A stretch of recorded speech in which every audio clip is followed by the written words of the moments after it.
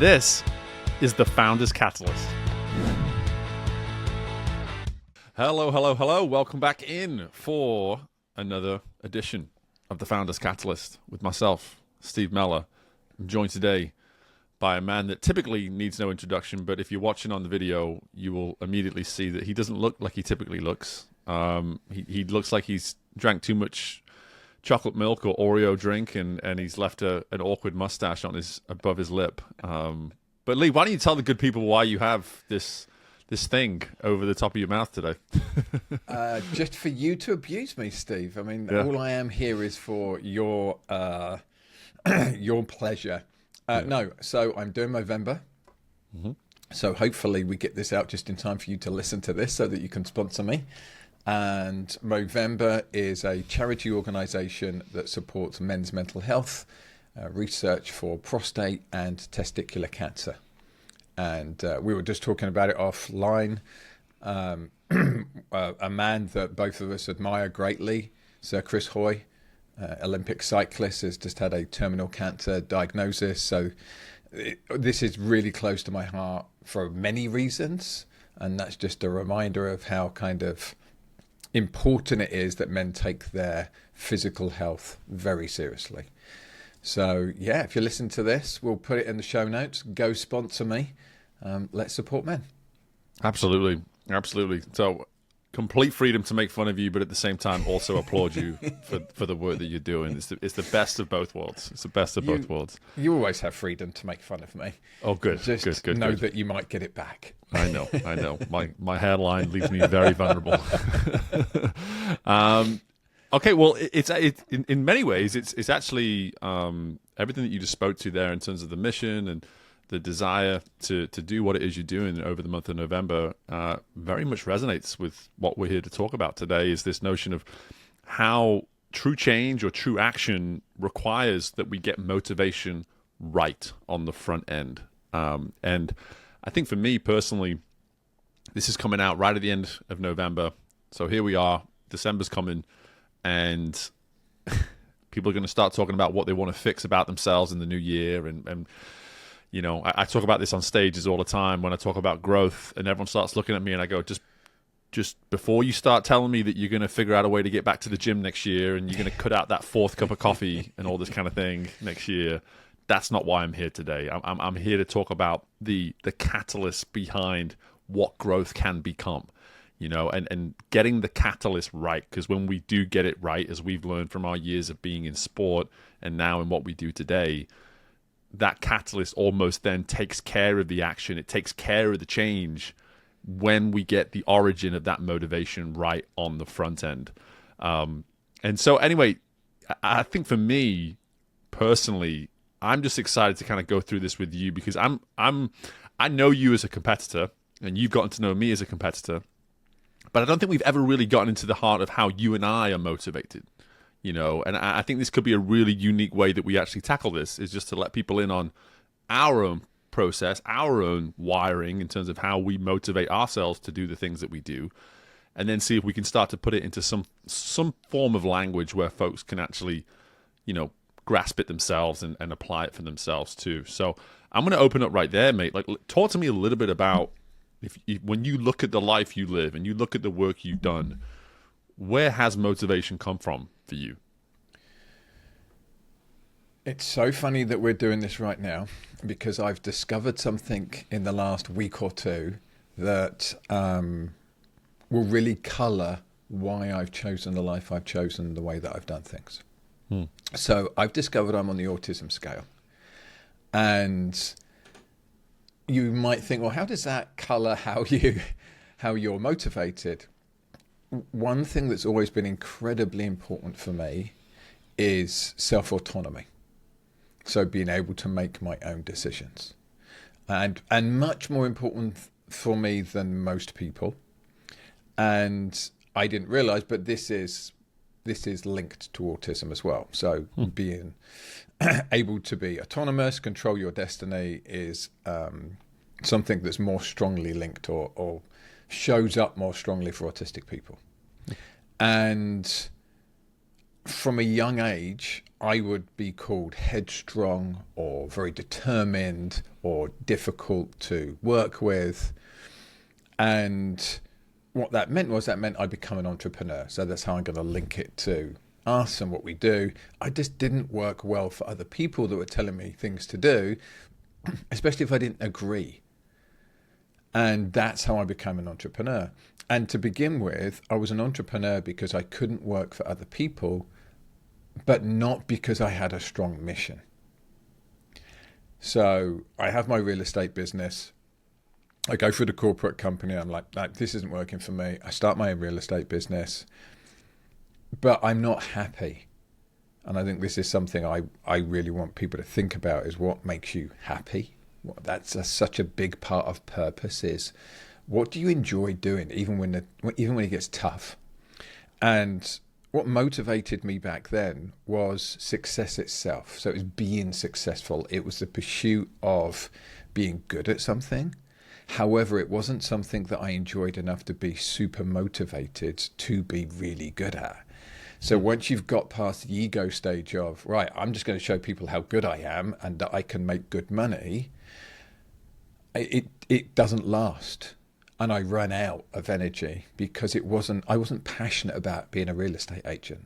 I liked property. I still like property. I like architecture. I like design. But I didn't like being a real estate agent. And by the time I came kind of to the end of that journey, I would honestly say I hated being a real estate agent. So I think there's more to that story, but I want to hear a little bit more of your origin story around kind of motivation and why you've had the path you've had. I think the first part there that I want to make sure that people take away is very few people in their early 20s or late teens really know what they want to do. Society's a little bit messed up because you go to university supposedly to set your career out, yet most of us don't actually know what we really want to do at that age, or at least we're not aligned with what is going to be our passions later on in life. Yeah, no, I love that. And from an origin standpoint, for me, there was a phase in my life where whatever the result that came from my efforts rarely encouraged me to come back and try again. And right. What I mean by that is it just wasn't to whatever standards people started to envision around 9-10 years old for me until I was about 13, 14. I had an older sister, grade A student, and for me, we couldn't have been any different. Completely wired differently. I was motivated by things that just didn't fall under the typical academic structure. Didn't mean I wasn't capable, just means I wasn't interested. And what I came to find was that my motivation was proving to people, or trying to prove to people, where my value could actually be. So just saying, like, I get it. I understand the structure of academics. I understand that I'm being assessed and graded based on whatever the system is, and that you are therefore carrying an opinion of my value based on those results. But I'm here to tell you that I provide a value in this life, I believe, that no academic system is going to be able to capture.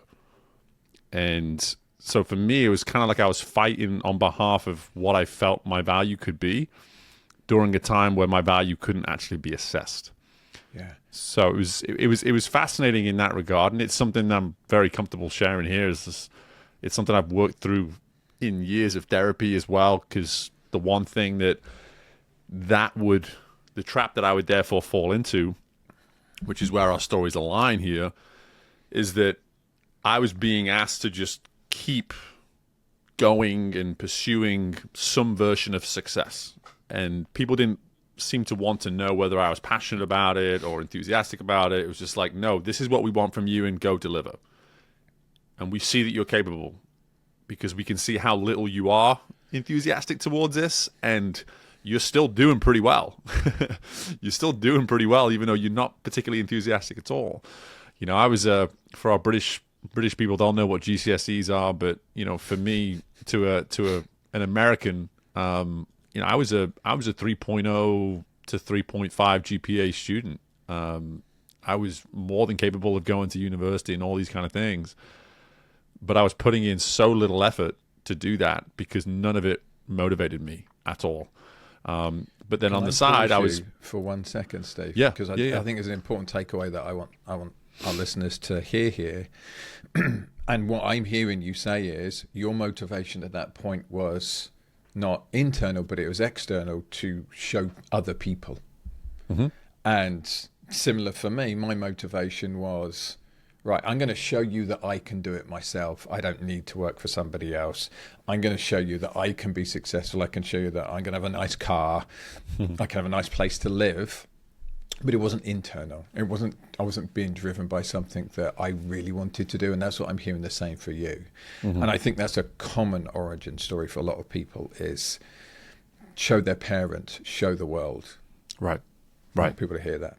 No, I appreciate you underlining that here because it is important because it's very easy to trip and stumble and find yourself 20 years later and still doing it with that same reason. And that's where it gets scary, is that you give in to other people's definitions and perceptions of what success looks like. And so you align yourself with that. And then, like I said, 20 years later, you wake up one day and it's like, hang on, I'm not happy. Yeah, I'm not happy because I've been pursuing something that I've been convincing myself I'm motivated by, but so much of it was on other people's terms. And it's a scary place to find yourself. It really is. And I'm hearing that in your stories that you were able to get to that point and have that awakening and have that awareness that you did in fact find yourself in a place where you were so sure, surely this will bring me happiness. Surely when I hit this amount of money, this is the key to satisfaction, right? And it took you further and further away from that. Yeah. I still remember the moment so clearly. I was in Cottbus, former East German town that is famous for its sporting pedigree. So one of the best velodromes in the world. I'm sitting at this velodrome watching a young athlete that I discovered compete at the European Junior Track Championships. And I remember sitting there with his dad chatting. And I said to him, I don't want to go back. And he said, what do you mean? I don't want to go back to my business. I don't want to go back to being a real estate agent. I'm done.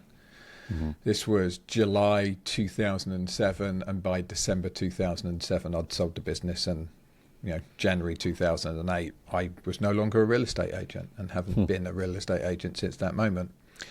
And what tends to have happened for me, and I'm curious if it's the same for you, I just get to this point where I can't do it anymore. And I don't know if you went to, I don't know if I've ever asked you, did you go to university? I went to university in the US. I didn't go to university in the UK. Right. You did go to university. I never went to university. Yeah. And it often surprises people, the people that I work with. Interestingly, nobody ever asked me, oh, what did you study at university? Or not in the interview process. They never say to me, oh, what did you study at university? But it just comes up at some point, oh, what was your subject at university? I'm like, I didn't go. I loved learning. The academic system was horrible for me. Somebody who's dyslexic and now learning I'm on the autism scale, it just didn't work for me at all. I didn't know how to fit in, how to learn in that system. Yet, I've always been very driven to learn. So I typically know more about a subject than other people do because I'm just fascinated by learning. So I'll do a lot of self-learning, or I'll ask people who know more than me. And I think when I think about motivation, one of the motivators for me has definitely been deep understanding of things. And when I was a kid, it was, I want to understand how to put things together. So I'd have Meccano and Lego, and I used to take everything that I had apart. It used to drive my mum nuts because whatever toy they bought me, I took it apart to understand how it worked. And I'd get books on understanding how things worked. And then I built my own bikes, didn't let somebody else build them. I learned how to build them, borrowed tools from friends and built my own bikes. And then it started to be human performance.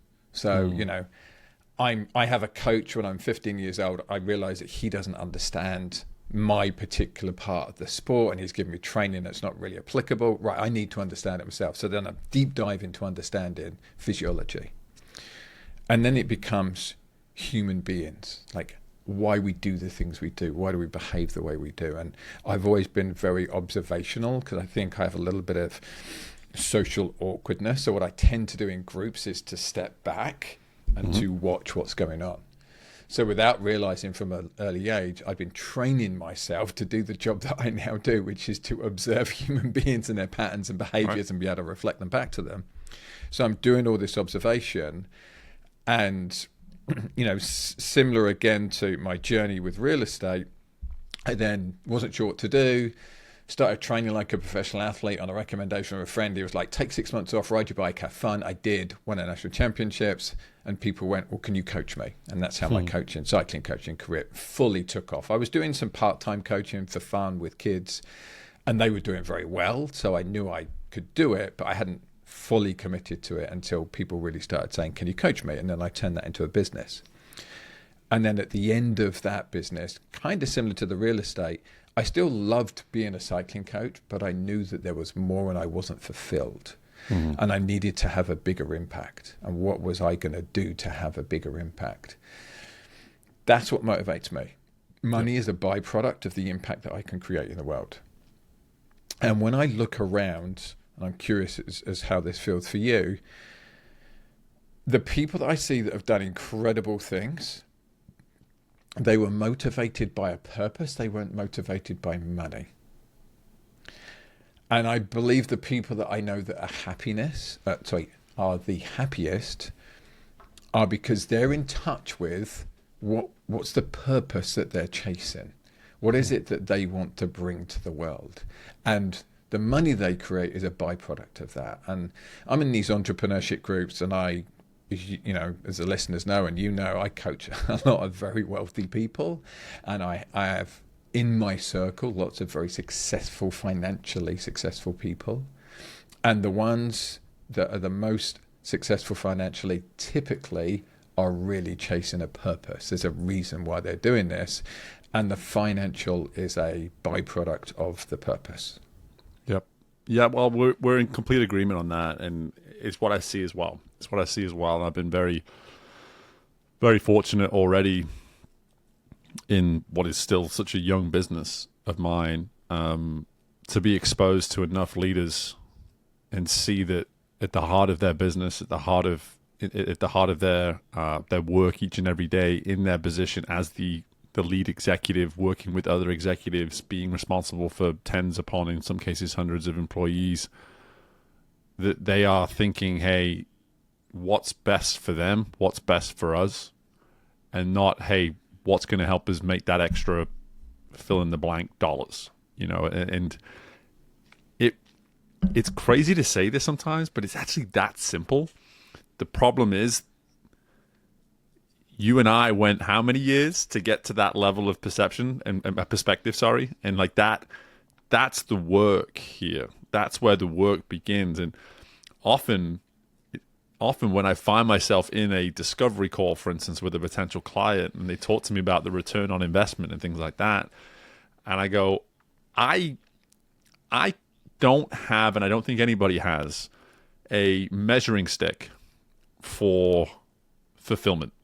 It's very tricky to provide that to you. It's hard for me to show that we can measure fulfillment. All I can tell you is that through the kind of work that folks like you and I do, to your point, and it's a similar mission that is mine, our goal is to be of impact to you so that you can further impact others. Our purpose is to be of value to you so that your purpose can become being of value to others. Like, that's kind of that's the equation right there. That's what we're solving for when we do this work. But a lot of the time, we can't define what that fulfillment looks like, what that value looks like, what that purpose looks like until we hit it. And one day you will literally sit up one day and you'll just be hit over the head with this clarity of purpose, of intention. And when you get to that point, you'll know that the work that was required to get there you can continue to do that work because there's more value, more impact, more purpose that's out there for you if you so choose to pursue it. And I kind of want to use this as a segue, as a way, of transitioning back to the issue with New Year's resolutions, and to be able to say, like, hey, this is where we get that wrong. Is that typically we're looking at you right now, because before the show you were like, I've got to get new resolutions in here. So I love the way that you did that. Nice segue. I just the issue that I see all the time with the New Year's resolution is that I notice something that is wrong about me, and I've somehow used another version of, like, some sort of measuring system that's out there in the world. I'm overweight. I'm drinking too much caffeine, whatever it is. So it's not my own definition. It's a definition that's been assigned to me. And now I'm going to say that if I make this decision towards somehow rectifying that, it will be considered a success next year. So I'm going to commit. Off I go. That's not a lot of work. That's not a lot of work on the front end. That's not a lot of foundation that's been put in place to make that a successful 365-day process.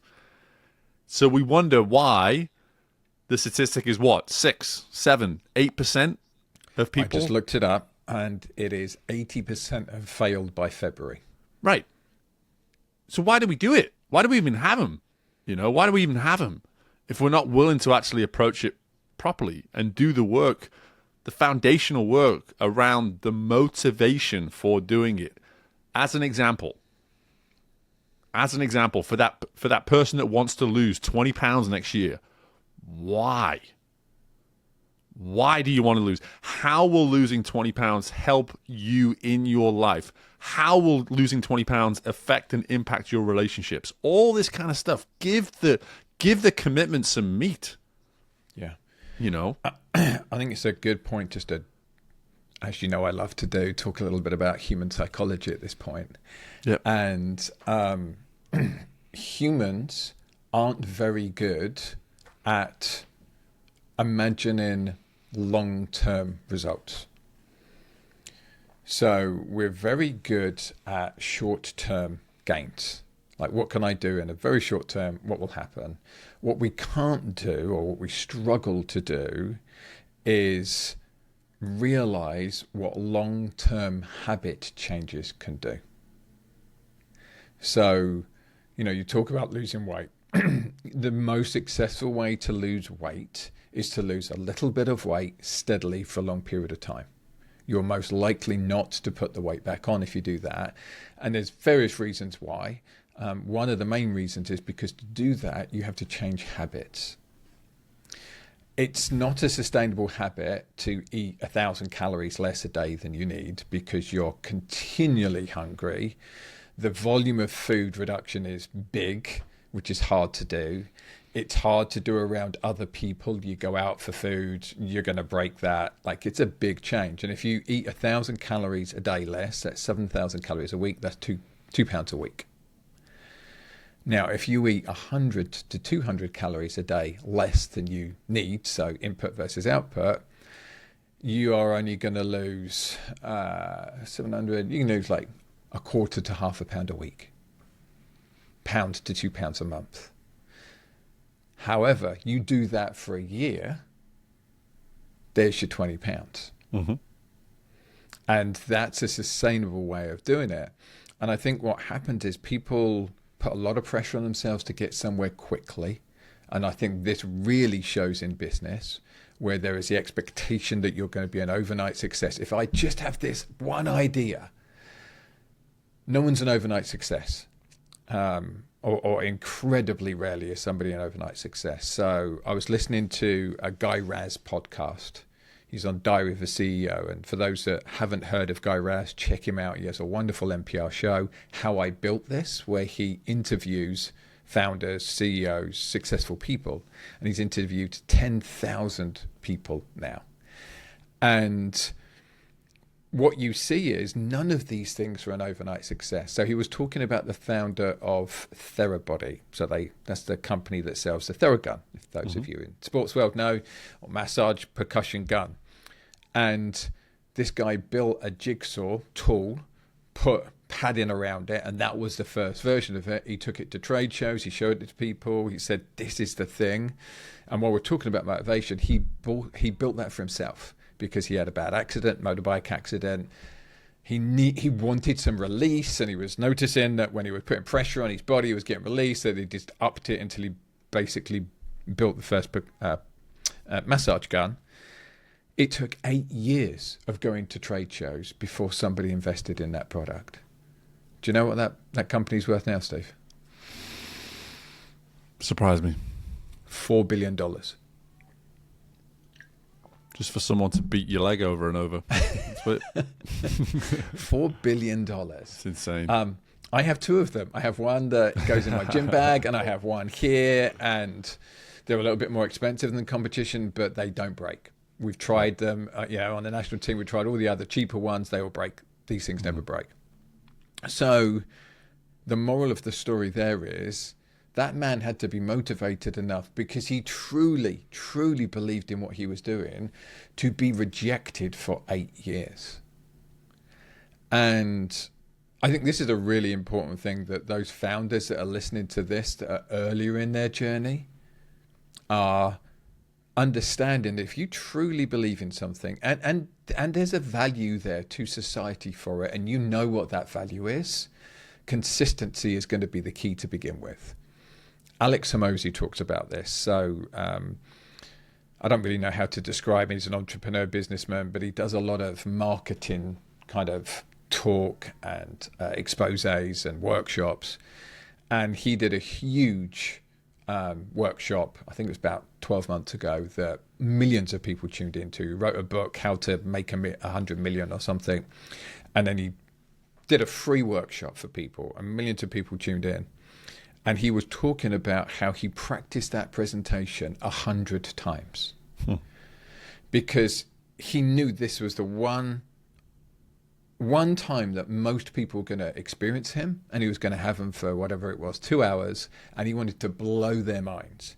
And he said there was a big improvement from go 1 to go 10, and then from go 10 to go 90, maybe another 10% improvement. But that 10% was what knocked it out of the park for people.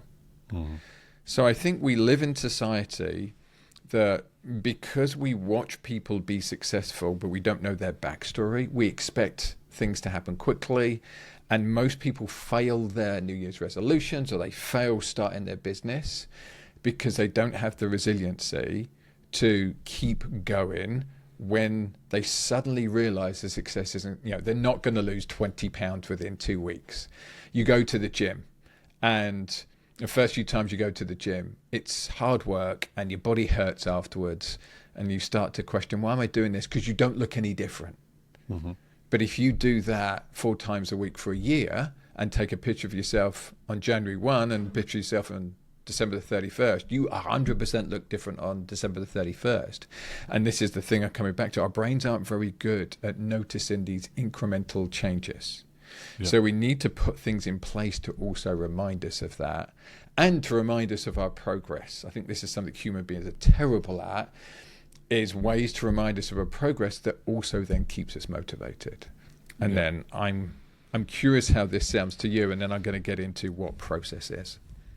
Yeah, and I want to get to that quickly here, because I just want to highlight some of the definitions that have come out of our conversation here through 30 minutes. Is when we talk about motivation, we talk about establishing joy for what you do. We talk about seeing the potential for impact. We talk about aligning some sort of purpose. We talk about a personal connection of some sort, having belief in what it is you're setting out to do, and then seeing the potential value for it on the back end as well. At the heart of that, if you can find real clarity around 4 of those 6, you've got yourself a decent bag of motivation right there at the outset. You really do. And you think about establishing consistency off the back of that, being resilient, starting to see itself progress and develop a process. That foundation of really getting into the weeds of motivation and saying, this is what my motivation is for going and doing what I'm trying to do, it's going to be so much harder for someone to knock you off. It just is. You're not going to get deterred easily when you're able to go back and say, okay, why am I doing this again?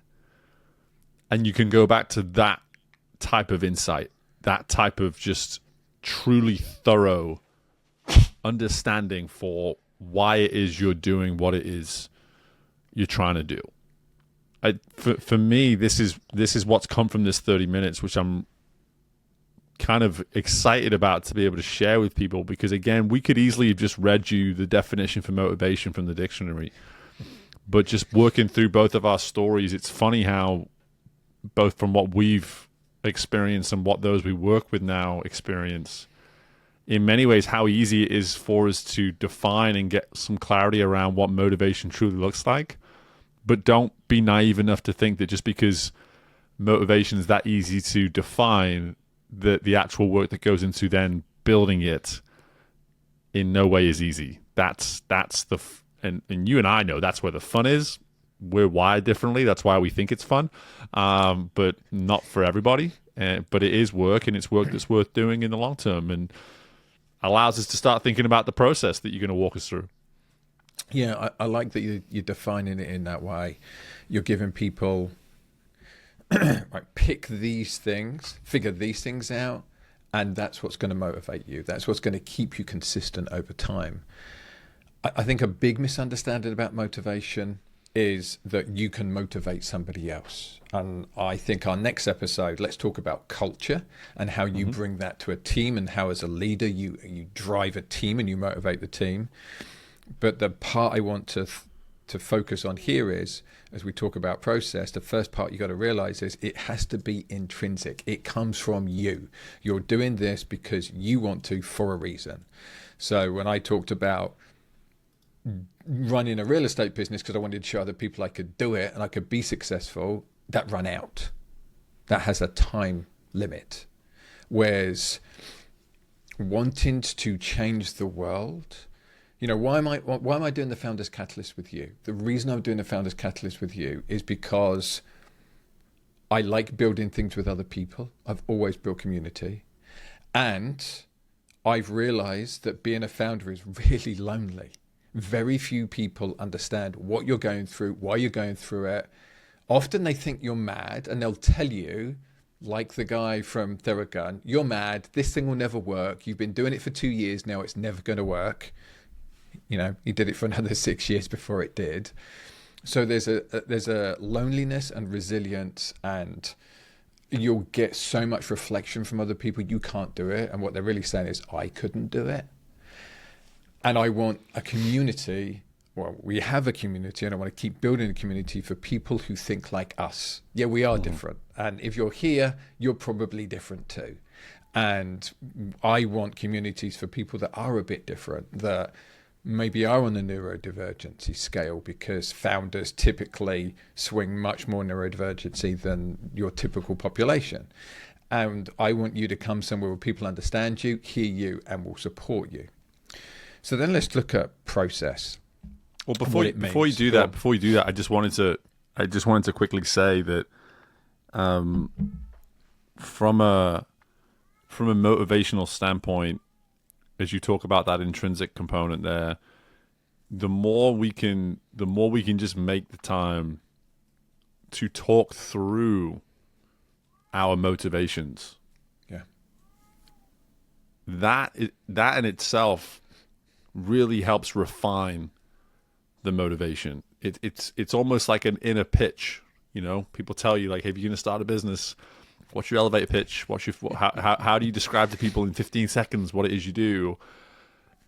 The more you can refine your motivation to yourself, because at the end of the day, you're the one that needs convincing most, the easier it's going to be for you to keep going in those difficult moments. And just very, very short story. When I started my business here in Louisiana, again, this is a place that historically is known for people being set in their ways. Let's just call it what it is. Deep South, you know, it is what it is.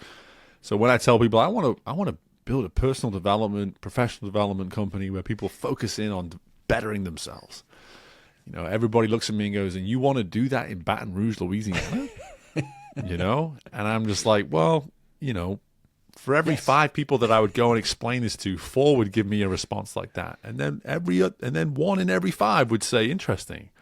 And I said, you know what, to begin with, you're my target audience. 1 in every 5 is my target audience. And if it grows, awesome.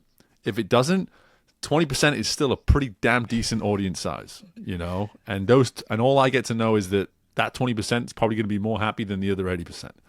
You know, it's for me that most people would hear something like that and say, well, that's discouraging. And it's like, well, no, because my motivation was aligned and clear from the outset that the amount of people that I got to get on board with my business it didn't really have anything to do with whether or not I would be deterred. Like, I know the value of what I offer. I know it will go far outside of the state of Louisiana too.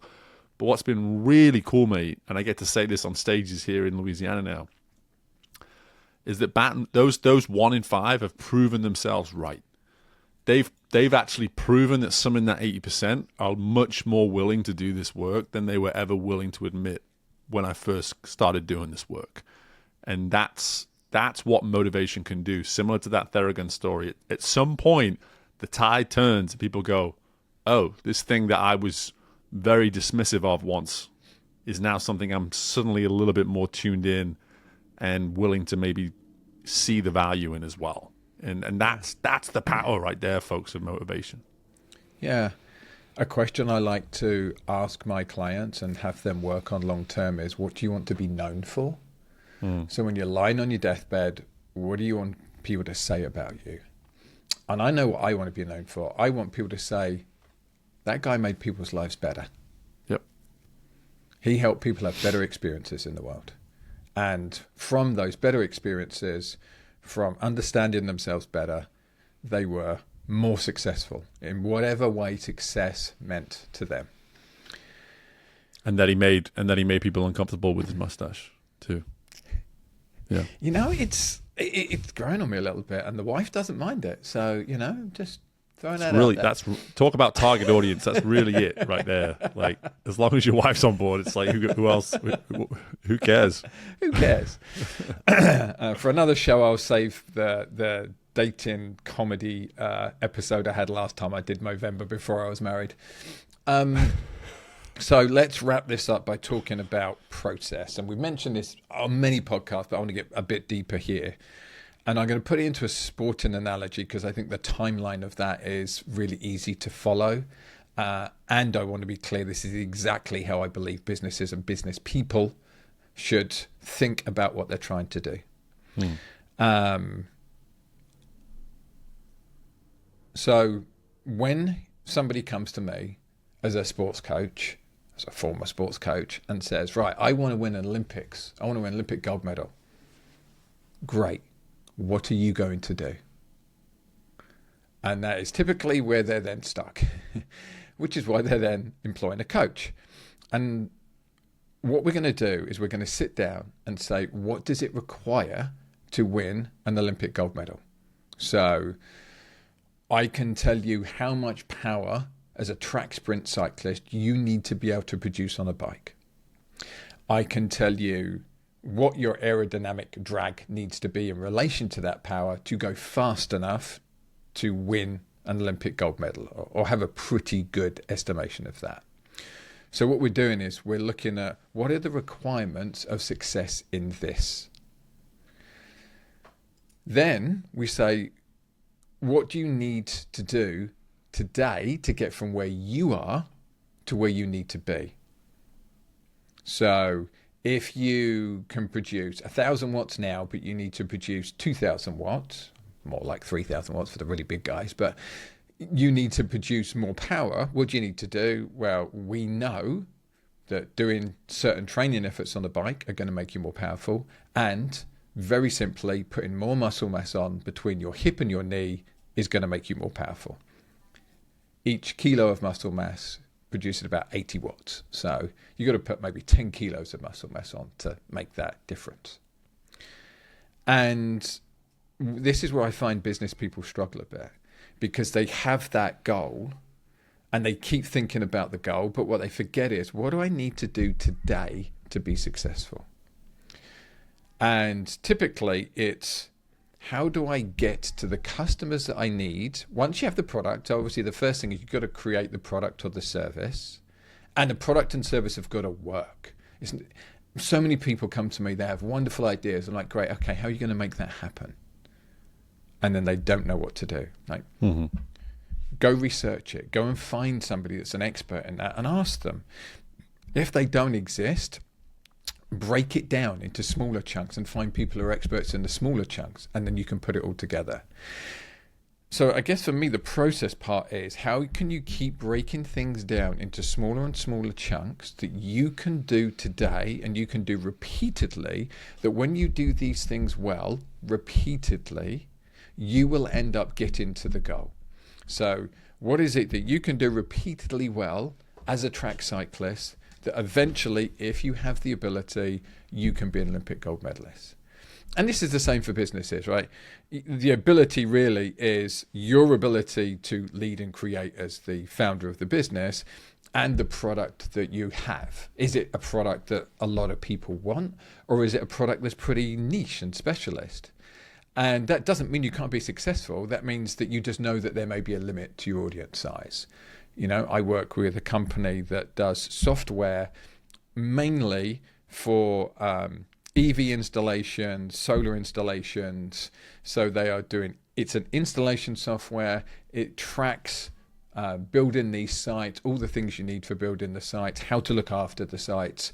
And there's always going to be a somewhat limit to how big that business can be. But it's a pretty big business still. Right. You're talking hundreds of millions of dollars worth of business, maybe into the billions of dollars worth of business. And it's going to grow as more electric cars are built and more charging stations are needed and more solar panel is done. But it's not food. So it's not going to, it's not going to appeal to every single person on the earth. However, if you get these niches right and you're the top performer in them, they can be incredibly profitable and really move the needle for people. But you've got to sit there and go, what does my software need to do? How do I then reach my customers? How do my customers know I exist? How do I do that in a way that's cost effective?